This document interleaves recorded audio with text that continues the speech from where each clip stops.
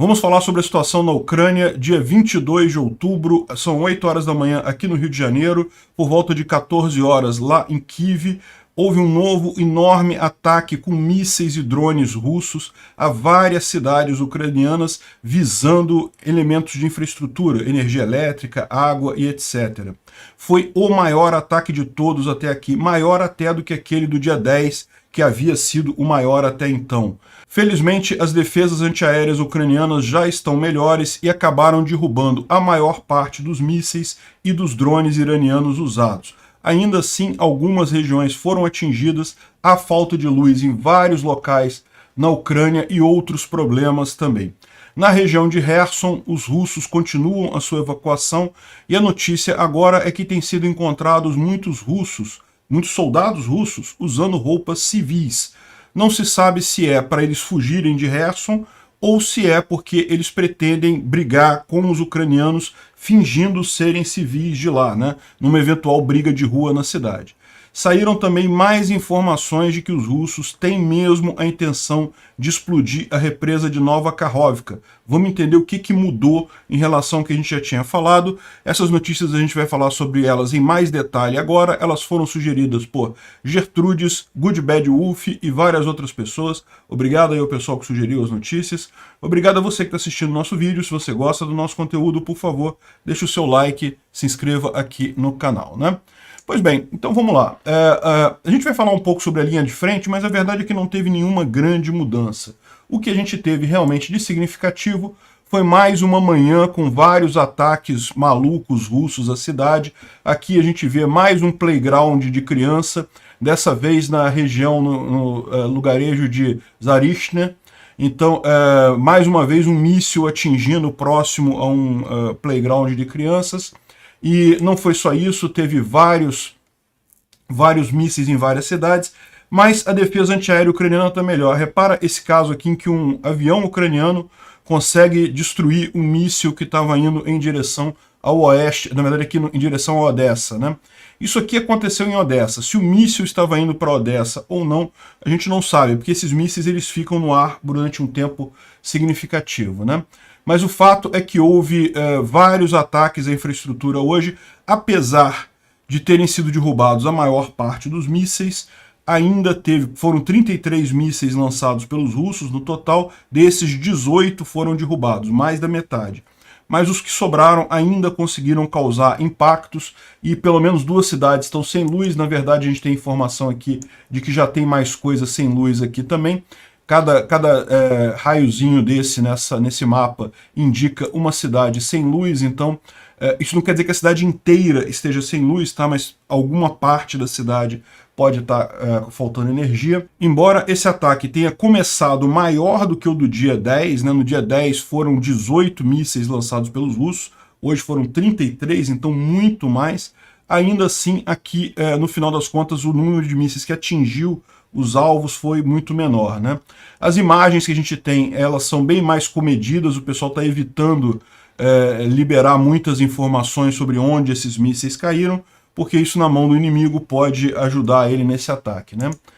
Como a gente disse, houve 16 mísseis X-101 ou X-555, que são aqueles mísseis maiores, e 17 mísseis calibre, ou seja, um total de 33 mísseis, desses 18 foram interceptados pela defesa aérea, o restante atingiu os alvos. Houve também drones iranianos, também, da mesma forma, a maior parte foi derrubado pela defesa antiaérea, mas alguns acabaram causando dano nessa manhã, né? Como o pessoal está colocando aqui, a escala do ataque atual é comparável ao que aconteceu no dia 10 entre os dias 10 e 12 de outubro, quando houve uma onda maior aí de ataques, né? Esse tipo de ataque é um absurdo completo, é um crime de guerra, é um ataque a civil que não tem nenhuma mudança militar nisso daí. Obviamente a Rússia está querendo forçar a Ucrânia a fazer algum tipo de acordo e coisa e tal, mas não vão conseguir, né? O que você tem visto das páginas dos ucranianos no Twitter e no Telegram é a resiliência que a gente já se acostumou a encontrar por parte dos ucranianos, né? Eles sabem que esse inverno não vai ser fácil, que esses ataques não vão parar tão cedo, mas que no final das contas o que eles estão lutando vale a pena. Então não tem ninguém desanimado, não tem ninguém pensando em negociar com a Rússia, e é lógico, as equipes de conserto das instalações elétricas já estão preparando para resolver os problemas aí ao longo do dia, né? Além disso, a gente teve algumas novidades em Belgorod. Belgorod, vocês sabem, é essa cidadezinha aqui próximo a Kharkiv, já na região russa aqui. Na verdade, o que a gente vai mostrar é nesse distrito aqui, ó, chamado Shebekino.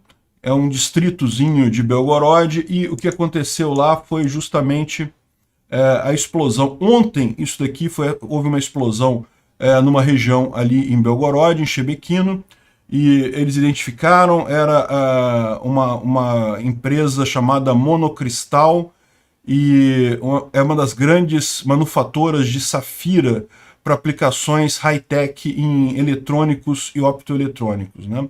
Então, provavelmente foi um ataque ucraniano visando incapacitar a indústria russa.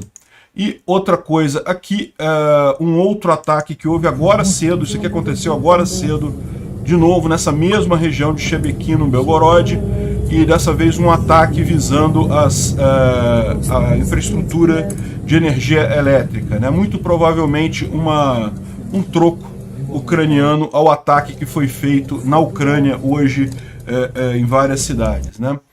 Isso aqui aconteceu depois do ataque russo às cidades ucranianas. Me parece o caso de retaliação mesmo, retaliação ucraniana nesse caso. Vamos falar sobre a região de Kherson. Os ucranianos destruíram 3 depósitos de munição em Berislav. A situação em Berislav fica aqui no sul, né, próximo a Kherson. Na verdade, seria mais próximo a Nova Kakhovka, onde fica a represa. Essa cidade aqui é uma das grandes cidades que tem nessa região, e houve 3 depósitos destruídos por lá. Aqui a gente tem a informação também que as autoridades russas cessaram atividades em Berislav, ou seja, havia o prefeito da cidade, que era na verdade um fantoche russo colocado lá, tinha delegacia de polícia, sei lá o que, um monte de estruturas russas que os russos fingiram que montaram lá. Isso tudo foi desmontado agora porque eles já perceberam que estão na iminência de perder esse território, né? O rapaz aqui da Legião Georgiana mostrou esse quadro aqui, que não fala nada na verdade, porque isso daqui, se você reparar, é exatamente o que está mostrando aqui também no quadro oficial, né, de Milov. Não mudou nada em relação ao que tinha aqui nessa região. Os ucranianos ainda aparecem aqui em Dudchane, e essa área entre esse rio aqui em Dudchane e esse rio aqui em Milov aparece ainda em disputa. Mas, segundo ele dá a entender aqui, o pessoal está chegando lá em Milov, né? Outra informação que a gente tem aqui é justamente que os russos estariam evacuando Snihurivka. Snihurivka é essa cidade aqui, ó. Snihurivka é a cidade mais afastada de Kherson aqui nessa região, de onde os russos poderiam tentar um ataque a Mykolaiv. Eles já estão aqui nesse lugar sem conseguir avançar há bastante tempo, mas a gente já explicou por que Snihurivka é fundamental para os russos, né? Os russos usam muito o transporte ferroviário, e mesmo que eles tenham que trazer munição em barcaças da margem esquerda para a margem direita aqui em Nova Kakhovka, né, em Kozatsky. Depois aqui eles colocavam as coisas no trem, só que não tem trem daqui para Kherson. Não existe linha ferroviária direta daqui para Kherson. O que você tem é a linha até Snihurivka e depois Snihurivka-Kherson. Então, os russos, perdendo essa cidade, eles perdem a capacidade de trocar mantimentos, munição, equipamentos entre Kherson e Nova Kakhovka, né, aqui, Kozatsky, que é do lado de Nova Kakhovka. Então, é uma cidade muito importante. Já houve uma parte significativa de evacuação daqui, os comandantes já saíram todos daqui, mas ainda tem muita tropa por aqui. Os ucranianos não estão atacando diretamente Snihurivka, provavelmente isso daí está num plano para uma próxima etapa, mas os russos já estão saindo de lá, né? Aqui eles estão falando que os ocupantes de Kherson, ou seja, os soldados russos, eles estão se preparando para a luta na rua e estão trocando em roupas civis. Então a gente tem algumas informações. Esse daqui é um vídeo de soldados russos vestidos em roupas civis, tentando sair da sua posição. Então daí que eu falo para vocês, né?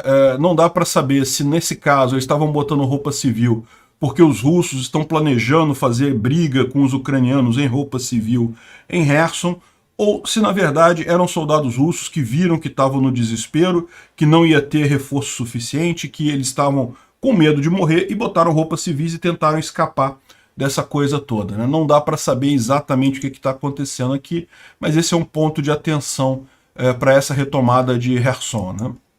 Outra coisa que já estão saindo de lá, os russos estão tirando, por exemplo, a agência do Pромsvazbank, o PSB, que é um grande banco russo que estava atuando na região, está sendo já desmobilizado, retirado de Kherson. Também o Conselho de Segurança Social, a Administração de Fundos de Pensão e outras administrações também falaram que serviços de veterinária e vigilância sanitária todos foram abandonados, já saíram de Kherson. E, lógico, como o pessoal mostra aqui, não seria russo se não tivessem aproveitando para roubar equipamento, roubar impressora, roubar coisas da cidade, né? Realmente uma tristeza isso. Uma outra imagem que a gente tem aqui é de Kadyrovitas sendo presos, sendo capturados por ucranianos. É relativamente raro você ver isso, né? O pessoal do Kadyrov, eles costumam ficar mais na retaguarda, eles são mais usados para impedir que os soldados russos recuem. Eles ficam na retaguarda, se o soldado russo recuar da linha de frente, eles atiram no soldado russo. Isso é uma forma deles de evitar que os soldados russos desistam de lutar, porque como a gente viu, a moral da tropa russa é muito ruim. Então é muito raro, no final das contas, os ucranianos conseguirem capturar Kadyrovitas. Eles foram capturados na região sul, não fala exatamente se é em Kherson ou se é outra coisa, mas conseguiram capturar. De alguma forma, essa aí deram bobeira e eles conseguiram pegar. É bom que vai para o fundo de troca de prisioneiros, né? Uma curiosidade, os russos estão comemorando que... vocês lembram, ontem houve um ataque à ponte de Antonivka aqui em Kherson. A ponte de Antonivka, essa ponte aqui, é a principal ponte para abastecer Kherson, mas ela está inutilizada com o uso de HIMARS, e a gente falou ontem, os russos construíram uma linha de barcaças, né? Fizeram uma ponte de várias barcaças para conseguir atravessar coisas, e daí os ucranianos atingiram essa ponte de barcaças e afundaram pelo menos uma barcaça, pelo menos uma parte. A ponte não está funcionando neste momento, mas os russos estão comemorando que a defesa antiaérea deles conseguiu derrubar um míssil do HIMARS. Os ucranianos todo dia lançam 500, 600 mísseis do HIMARS. Esse daqui parece que é o terceiro que eles conseguem derrubar. Mas estão comemorando. Lá na mídia russa, estão lá falando, olha só, conseguimos derrubar um HIMARS, caramba, olha que coisa. Esse é o terceiro que a Rússia conseguiu derrubar nesse tempo todo. E, lógico, não afetou nada, a ponte de barcaças foi destruída do mesmo jeito, né? E por falar em HIMARS, a gente tem aqui uma thread do DFMON explicando a urgência da Ucrânia receber o ATACMS, que é aquele míssil do HIMARS de mais distância, né? Vocês sabem, está tendo uma negociação já há bastante tempo, mas até aqui os Estados Unidos não têm liberado para a Ucrânia o ATACMS, que é um HIMARS de alcance maior. O HIMARS atual ele vai com precisão até 85, 90 quilômetros de distância. Em tese dá para ir até um pouco mais, mas aí já não tem mais tanta precisão.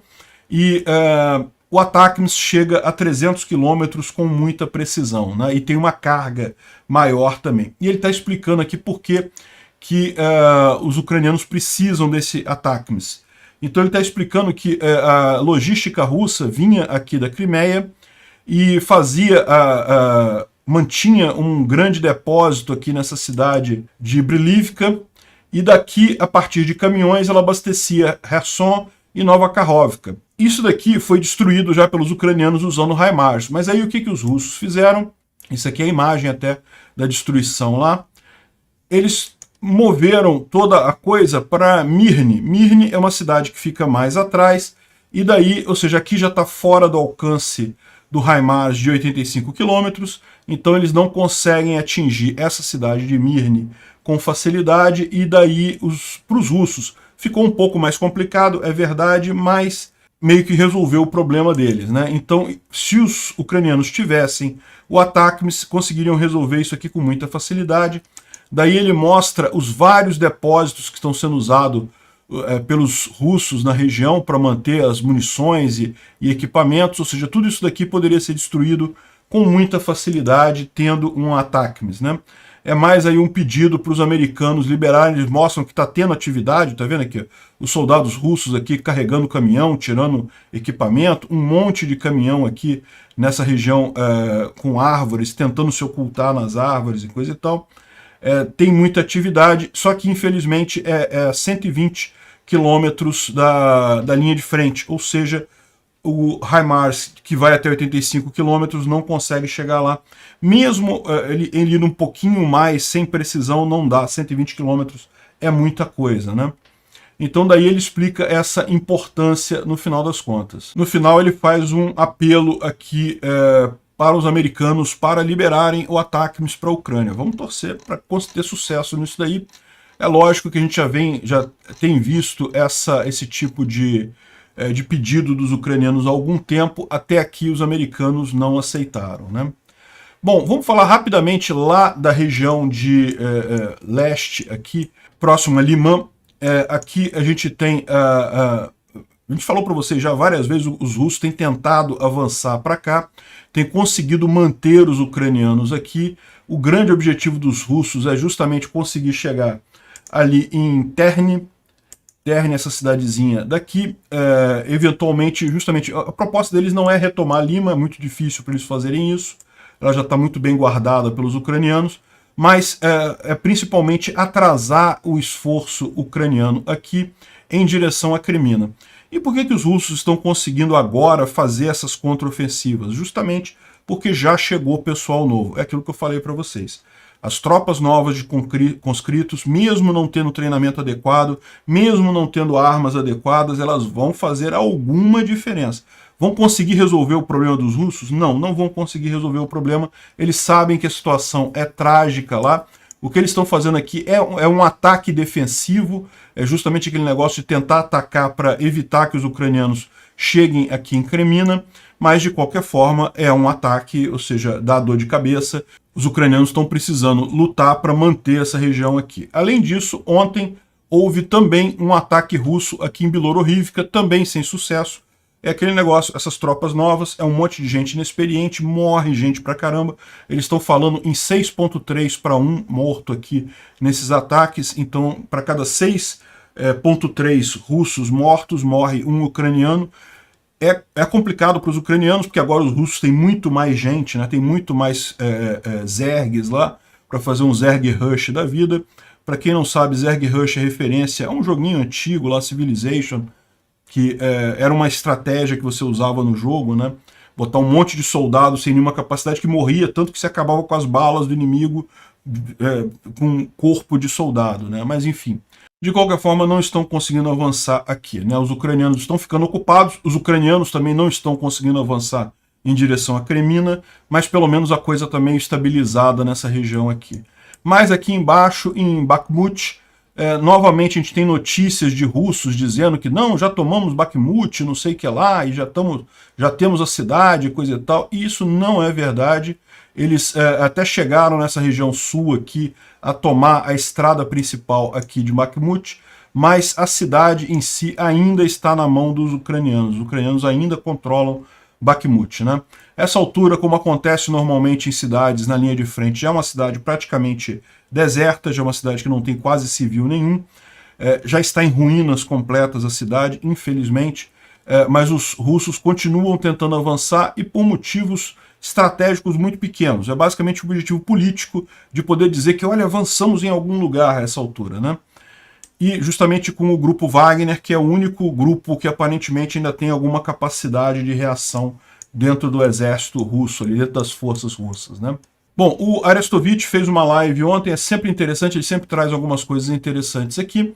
Ele falou sobre esses ataques ali em Bilororivka, em Bakhmut, e outras coisas. Falou sobre os jornalistas que morreram no bombardeio da ponte de Antonivka. Ele fala uma informação interessante que, apesar das dificuldades, os militares russos estão enviando tropas para o lado direito do Dnipro, ali em Kherson, né? Não dá para saber exatamente por quê, pode ser para simplesmente rotação de pessoal, não se sabe exatamente qual que é a ideia. Aí ele até coloca aqui, será que isso é um tipo de armadilha para os ucranianos? E ele fala que é pouco provável, o pessoal tem muita informação lá sobre inteligência, então não esperam alguma coisa assim, né? Ele fala aqui também sobre a possibilidade de explodir a represa de Nova Kakhovka, e ele fala que nesse caso provavelmente aí vai acabar totalmente com qualquer chance dos russos abastecerem os soldados dele do lado direito. Então eles só fariam isso depois de recuarem para o lado esquerdo todas as tropas, tudo que tem lá, né? Então não faz muito sentido esse tipo de coisa. A gente vai falar mais sobre a questão da explosão da represa, que tem mais informações sobre isso. E a outra coisa interessante que ele fala aqui é que o sistema antiaéreo Iris-T parece que já o primeiro deles já está funcionando próximo a Kiev, por isso hoje o número de mísseis derrubados foi maior, mas ainda vem muito mais coisa por aí, né? Esse foi só o primeiro que foi instalado. Essas coisas demoram tempo, não é uma coisa rápida de você instalar, né? Outra coisa interessante é o que o Ocidente considera um modelo de vitória para a Ucrânia: a retirada completa das tropas russas, o pagamento de reparações, a condenação de criminosos de guerra e a remoção de Putin do poder. Eu diria que eu considero bastante razoável isso, no final das contas, né? Bom, ele fala mais algumas coisas aqui, mas nada significativo. Vamos falar um pouco sobre também o que diz o Instituto para Estudo da Guerra, que também fala alguns detalhes que a gente já mencionou aqui, mas ele traz uma informação muito interessante sobre a eventual explosão ou detonação lá da hidrelétrica de Nova Kakhovka, né? Relembrando isso daqui, a gente já falou em alguns vídeos aqui, os russos dizem que os ucranianos vão destruir a represa de Nova Kakhovka, os ucranianos dizem que os russos colocaram bombas na represa, colocaram dinamite, né? Minaram a represa de Nova Kakhovka e pretendem explodir essa represa. Essa represa fica aqui na região de Kherson, na cidade de Nova Kakhovka, e repara que ela tem todo esse reservatório enorme aqui para trás, é um reservatório muito grande, e ela liberando alagaria boa parte da região aqui de Kherson, né? Agora, por que eu achava que eles não fariam, que os russos não fariam isso? Eu já expliquei no vídeo que se alguém fizer isso, vão ser os russos. Os ucranianos não têm nenhum motivo para explodir essa represa, e ao contrário, até mostraram que sempre que vão atingir esse ponto de suprimento, eles sempre evitaram atingir a represa. Poderiam ter atingido e não fizeram isso. Então, se alguém fizer, vai ser os russos. Agora, por que eu achava que os russos não fariam isso? Por causa do canal de abastecimento da Crimeia. Esse canal de abastecimento da Crimeia é que leva água para a Crimeia aqui, e isso seria algo muito importante para o desenvolvimento da região. E se eles explodirem essa represa, esse canal se torna inútil, né? Só que o que eles explicam aqui é que, bom, quando a Rússia invadiu a Crimeia em 2014, os ucranianos cortaram a água deste canal. E os russos desenvolveram mecanismos para levar água para a península da Crimeia. Então eles fizeram poços, fizeram dutos de água para levar água para lá. E embora, sem dúvida alguma, cortar a água desse canal seja algo ruim para os russos, na verdade eles já mostraram que tem capacidade de manter a Crimeia sem aquele abastecimento de água por ali, né? A Crimeia sobreviveu sem acesso ao canal desde que os russos invadiram até fevereiro de 2022. Os oficiais russos já demonstraram que eles têm capacidade de suprir a Crimeia com água, mesmo sem acesso ao canal. Então, o que deve acontecer nisso daí, né? Isso aqui é uma imagem de como é que seria o alagamento dessa região. Dá para ver que, principalmente, isso daqui é antes, né? Isso daqui é antes do jeito que é agora, e isso daqui seria alagado depois de estourada a represa, né? Repara que, como a gente mencionou, principalmente áreas na margem leste do Dnipro seriam afetadas. Então, é muito pouco provável realmente os russos explodirem essa represa enquanto eles ainda têm tropas aqui para cima. Mas no momento que eles tirarem todas as tropas deles para cá, no momento que eles não tiverem mais tropas do lado de cá, e lógico, na hora de transferir as tropas para cá, eles não podem deixar nessas cidades ribeirinhas aqui na parte, logo na margem leste, porque a margem leste ela é mais afetada que a margem oeste do Dnipro, mas é aquele negócio, para eles pode ser interessante. Por quê? Porque evita que os ucranianos usem isso daqui para continuar a conquista deles do sul da Ucrânia, né? Então, aparentemente, essa é uma proposta que faz sentido, ou seja, o nosso risco dos russos realmente explodirem essa represa é significativo, sim. Ao contrário do que a gente imaginava, o fato deles perderem o canal de suprimento não faz muita diferença. E para a Ucrânia, lembra, não apenas gera um problema enorme com o alagamento de várias cidades aqui, vai ser o efeito em termos de mortos, seria quase que uma bomba atômica na região, mataria um monte de gente, mas não só isso, como também você tem o problema da usina nuclear aqui de Enerhodar, que hoje usa água dessa represa para resfriar os seus núcleos, né? E aí a gente não sabe como é que funcionaria isso, eles teriam capacidade suficiente de manter a refrigeração sem essa água do rio aqui, né? Sem essa água da represa aqui. Bom, falando um pouco sobre outros assuntos, os russos continuam roubando grãos da Ucrânia e como é que eles fazem isso, né? A comunidade internacional fez uma série de controles para evitar que os russos vendessem grãos ucranianos, mas eles estão contornando isso através do transbordo em alto mar. Então eles carregam, na Crimeia eles enchem os navios russos com grão, uma vez em mar aberto eles desligam o sistema de rastreamento e transferem o grão para outros navios, e esses outros navios então vão para outros portos na Líbia e no Irã, e dessa forma eles contornam as proibições que o pessoal está impondo, principalmente ali no Estreito de Bósforo, né? A Turquia, justamente dentro do acordo aqui para exportação de grãos, ela tem feito vistoria nos navios de grãos que passam por aqui, e só que dessa forma a Rússia consegue se livrar deste problema, indicar que o navio não veio da Crimeia e assim os russos continuam roubando grãos ucranianos, né? Por falar em russos roubando, que é uma coisa muito comum, está havendo uma epidemia de câmeras, de radares de velocidade suecos sendo roubados, né? Por quê? Porque esses radares de velocidade suecos contêm dentro deles uma câmera de boa qualidade, que os russos, curiosamente, é a mesma câmera que os russos usam nos drones deles, né? Então, o que o pessoal está indicando é que mais de 100 câmeras de velocidade, né, na Suécia foram roubadas nos meses recentes, e imagina-se que justamente foram vendidas para a Rússia, para os drones russos improvisados, né? Realmente é um estado ladrão a Rússia. E, bom, o Shoigu falou com o secretário de defesa, com o ministro de defesa americano. É a segunda vez que eles se falam nessa guerra. A primeira vez foi lá no iniciozinho da guerra, em março, e agora eles se falaram de novo. É lógico, nenhum dos dois disse sobre o que foi o assunto, qual que foi a conversa, mas é normal esse tipo de coisa. Provavelmente foi alguma pressão de alguém contra alguém, ou talvez o Shoigu querendo se livrar do problema, porque vocês sabem, lá na Rússia estão jogando a culpa em cima dele. Ele ainda é ministro da defesa do Putin, mas ninguém sabe por quanto tempo, né? O Mark Hamill, que é o Luke Skywalker do Star Wars, doou 500 drones para a Ucrânia.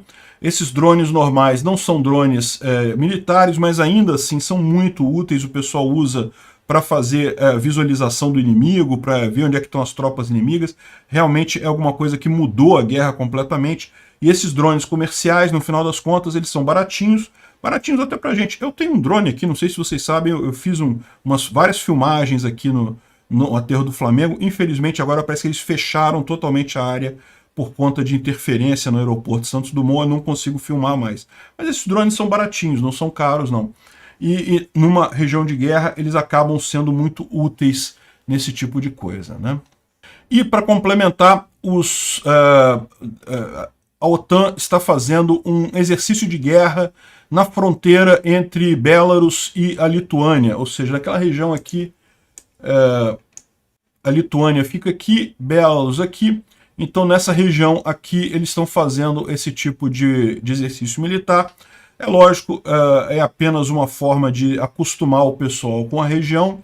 Não se sabe se vai ter algum desdobramento disso, provavelmente está só em reserva mesmo, só para deixar claro para os russos que o pessoal da OTAN está ali do lado. Se a coisa ficar complicada, né, não tem muita informação sobre esses exercícios, mas eles estão fazendo coisas lá. Obrigado por assistir o vídeo até o final. Além de curtir, compartilhar e se inscrever no canal, considere se tornar patrocinador com valores a partir de R$ 1,99. Clique no botão Seja Membro abaixo para saber as condições e vantagens de patrocinar o canal. Mais informações sobre o nosso projeto, visite nossos sites indicados na tela.